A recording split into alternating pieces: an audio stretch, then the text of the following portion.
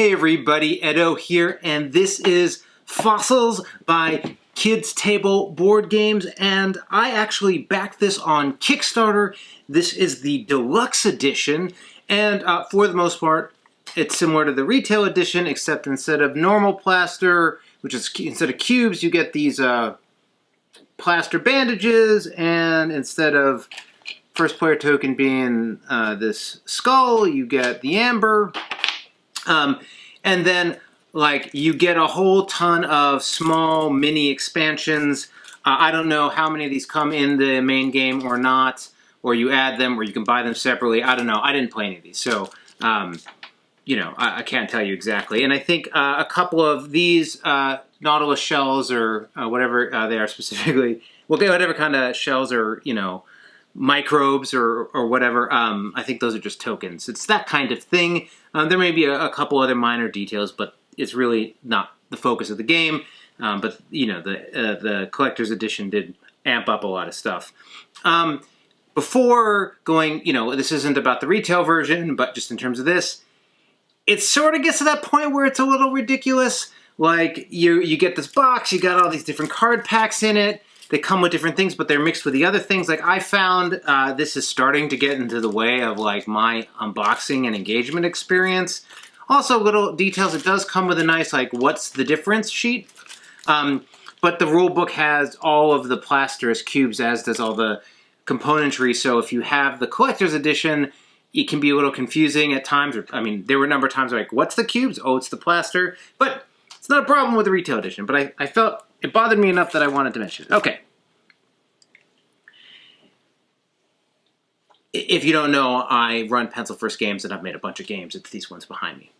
I think I do a good job with Pencil First Games making products, but this game, from a pure execution standpoint, from the components, the dig site, the tray top, all of the things that I'm going to show you, even the tweezers, right? This is incredible. Incredible. I am just floored and blown away by the level of thought and care and execution that went into every little detail in here. I mean, it's super impressive. And there's some, like, the new, the plus ones on the, you know, on the Kickstarter edition, but this thing and how it works is a masterpiece. We'll get to my feelings on the game, but the execution here is just incredible. And, like, so good I wouldn't even know how to go into it. But, like, let me just talk about this for a second. So you start, this toy bit of this experience is incredible. You have your ground bed, a rock bed, and in here are a bunch of little dinosaur bones. There's little skulls. I mean, each of these are clearly identifiable, maybe not from there, but plastic pieces. And maybe I would have not had them in there, but we're going to sprinkle them in here. Do that. Get them all in there. And then you put this top on. Give it a little shake. Spread it around. You don't want to go too crazy. You don't want to lean it. You just want to give it whatever. And then you don't want to see where everything is. So you take this. I don't know if the side matters, but this way. You're going to put this in. Take the top off. I don't know what's in here, right? Right, I'm gonna have to, where is it? It's here, right?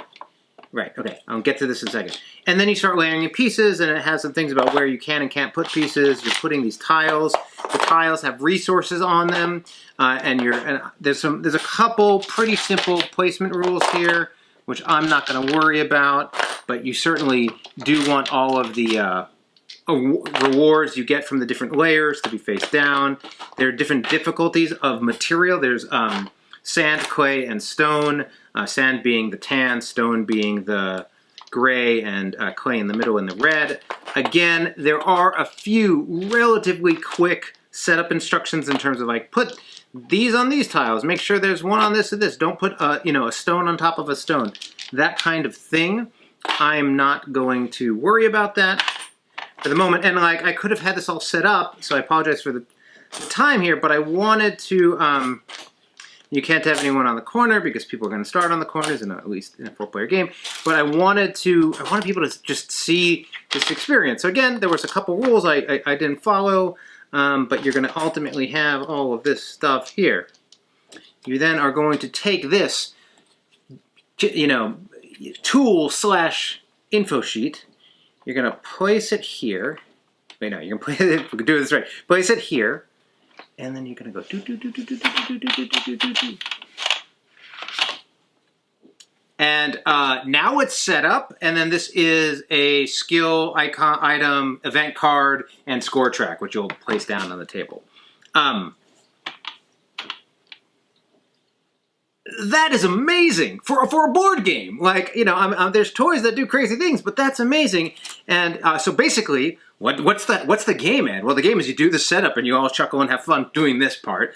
And then you're going to have your characters around the area. And essentially what you're going to be doing is through an action point system, and I'll talk a little bit more in detail, but you are going to be pushing, moving rocks and sand. And it costs more to move heavier stuff, but you're going to be sliding them around. There are all these slide rules about things that, you know, you can't slide a heavier thing, you can slide a lighter thing, how many points. But basically what you're trying to do is slide them off the side, and when you do, you get the value. I got a, you know, claw. You know, again, there's rules about pushing into other people, if it's a heavy material, but you're going to keep going, and people are going to be getting these things. And then over time, people are going to there are going to be holes now. Now this is the good part. And you can always, there's also movement points, so you can act. So like on that sheet, right, over here, it's like you can get the plaster for an action point, or move a character 1 to 2, put somebody onto the board, so basically you can get knocked off, and then you can get back on. You can, in fact, add sand, which becomes more important later, or for 1 move, you can move a sand, for 2, clay, 3, a stone, or for 1, and you'll have to pay plaster, you get to take the tweezers, like operation style, and look in the hole. Now, you can't see this easily, but there's just 1 bone in here. So if I went in here, I would take this bone, and it's going to cost me plaster to make. But if I had uncovered this one, for example, this one is filled. This one has, like, you know, whatever, neck, shoulder bone, whatever that is, a claw, and that one's empty. You know, again, we randomly flipped it up. I think I could have spread it out a little bit nicer. And so the only thing that doesn't require plaster is the hammer, or the hammer, yeah, or chisel. No, this is the hammer. Hammer, which you can only get 1 per turn, but you don't have to pay any plaster for it. And so you're moving tiles and pushing people. And again, there's rules with a nice diagram, like how and well you can do the crate pushing game. And you're going in there and you're collecting. So in terms of collecting, you know, lots of great, you know, information and rule sheets for each player, reference boards. But basically, there's going to be a number of dinosaurs that need to be built, and they all have bone requirements, and you're trying to get the bones necessary to create them. When you create the dinosaur, you get to score them, and you get to get the next one. Each dinosaur is worth victory points, and then there's like all this set collection you can do based on the dinosaurs you're getting. You also have other things available to you. As I mentioned, on this board, you are going to, you know, see, I wanted to set it up, but you're going to have some event cards, which are like end of round, awesome stuff. I mean, I guess technically 1, 2, 3. And then on top of these, you're going to have all that plaster, and basically you're going to go round and round until the plaster's all been collected, which, again, you're going to need plaster because plaster is what allows you to get bones. And then there's also these skill tokens on here, which give you sort of like a ongoing ability. And so if I get a hammer, I get to take one of these skill tokens. And you start with the 9, and then the rest go in the box. So you're going to be getting points as you go through here. The other little economy in the game, which is, again, simple, is there are tool cards and supply cards. And they're just out. There's a couple showing of each type, and you can just buy them. So they have costs along the bottom based on, these are events, aren't they? Yeah. Based on these. So as I said, when you knock something off, you get the icon or the element. There's the amber, the stone, or the egg, or the fossilized egg, and the claw, or the print. I guess that's probably a print. And you can trade them in. In this case, you're trading it in for victory points or resources. And on that's the supply side, and on the tool side, you're just getting like, move this thing for free. They're like action cards, right? So, you know, you have this economy that you're building. with the rocks, you have the skills that you're getting. You're making the, you're collecting the dinosaurs. You're doing set collection. You're going through it all. And it's not a short game. You're playing round after round and working through and doing all of it. The execution of it all is outstanding. I mean, I can't stop saying it. The iconography, the rule book's clean. You know, the componentry. This thing's amazing. A lot of the mechanics that a lot of the other pieces that sort of, not quite Euro style, but you know, you have the set collection, you have the multiple resources, you're buying tools and action cards. Like, they're all things which make sense and sort of work together. I think for me, and certainly my family, what sort of ended up happening, like, again, I don't have it set up here, but this is in the middle of the table. And then you have your score track, and you have your the supply cards, and the events, and you have your tableau in front of you. I don't mind a table hog, but what sort of ends up happening is this is like in the middle, and there's all this other stuff around it, and there's this interesting conflict where it's like this is this delightful little toy. You're moving sand, you're knocking things off, they're coming on, and you're using the tweezers, and then it feels like there's just game system upon game system upon game system on top of that, and the game or board game tension is like at odds with the toy. Like, it's like I just want to mess with the toy, and the gaming is fine, but it feels a little labored on top of it.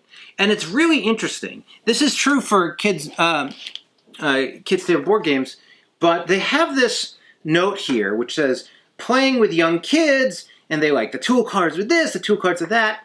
One of the things I'll note, and my kids aren't that young, I mean 8 and 12, or wait, 10 and 12. Actually, no, my kid is 10 and 13. Great dad right here. They mention, like, hey, if you want to dial it down, here are some things you can add or remove, which are essentially all the different systems on top of the basic game. And one, just in general, I prefer this when they are like, here's mode A or mode B. Like, I don't like the menu version of it where I'm like picking and choosing which to do. Like, I think that's a little hard to like dig into. But it ended up feeling, and here's that full setup, right, I was mentioning.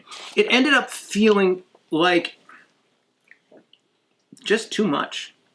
And that it could have been edited. And like, it's like they had expansions, and then there's like 15 other, like, I don't even know what to do with those other expansions. I think there are going to be many folks and many players that really like this game, because it puts together this great physical, tactical, like puzzly and tactical and tactile, like, you know, gameplay, and mixes it with, you know, set collection of different types of set collection and different scoring metrics and this and that, and then like going through all that and events and like everything you have. And I could easily see people giving this 9s and 10s, and like just saying like that. For me, I found that it ends up just being, how do I say it? Like, none of it is broken. All of it works. But I found together the juxtaposition just didn't work well. And I ended up really just wanting to spend more time with this, but was forced not to. And then the game went a little long. And it just, there's a little bit more tedium to it, which is standard to other games. But for me, that didn't, you know, it didn't hit that sweet spot. And, you know, playing it more, definitely when there's 0 rules explaining, everyone knows what's going on, no one's confused about how the movement goes, that helps a ton. It speeds up. And it's not necessarily your second game, it's sort of like your third game where you're like, everyone at the table is really getting it, and that helps. and it does have a little sense of engine building with it. It all works.